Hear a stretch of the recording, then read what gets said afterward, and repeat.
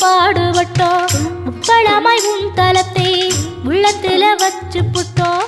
கண்ணீர காலடியில் காணிக்கைய சேர்த்து புட்டோம். மெழுகினவே முருகுகிறோம் முருகா.